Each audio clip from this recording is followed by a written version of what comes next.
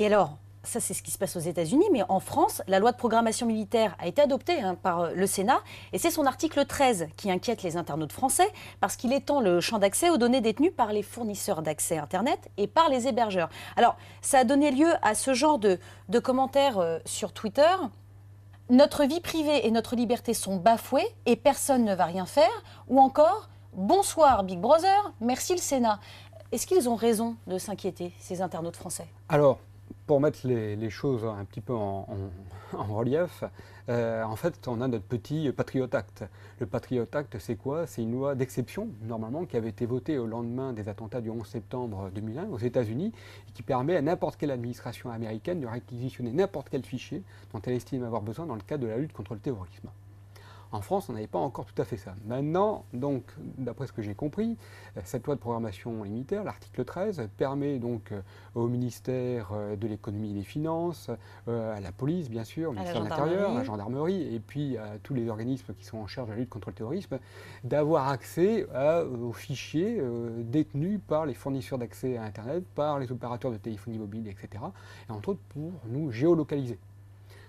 C'est parti de là.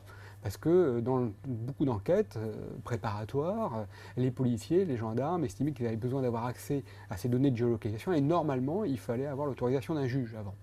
Donc là, on a franchi une étape. Et ce qu'il faut savoir, c'est qu'une fois qu'on a franchi une étape, on ne revient jamais en arrière. Je disais que le Patriot Act, normalement, c'était une loi d'exception, donc qui n'aurait pas dû durer longtemps, qui a été votée aux États-Unis.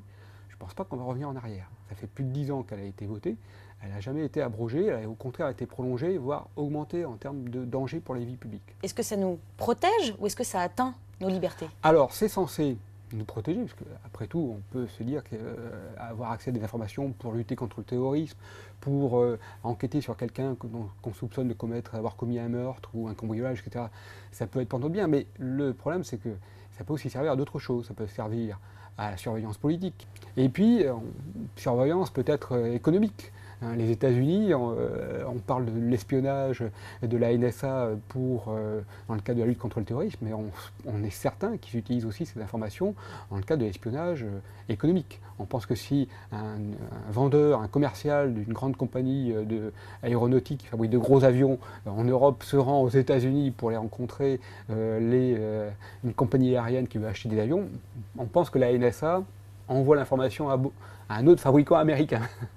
Donc voilà, au départ ça part plutôt de bonnes intentions. C'est vrai qu'on va pas, on est dans un monde où il faut avoir, ces informations sont utiles, de géolocalisation, ces fichiers peuvent être utiles dans les enquêtes policières, de lutte contre le terrorisme, blanchiment d'argent.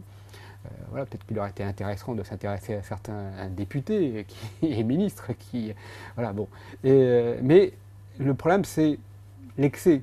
Le détournement de ces informations pour surveiller économiquement et surtout politique, l'espionnage politique, la surveillance politique. Et qui dit surveillance, Michel Foucault l'avait bien dit, c'est répression après. Eh bien merci Jacques Hainaut, votre dernier livre Silicon Valley, Predator Valley, comment Apple, Facebook, Google et les autres s'emparent de nos données est disponible dans toutes les bonnes librairies. Et notre libraire à nous, c'est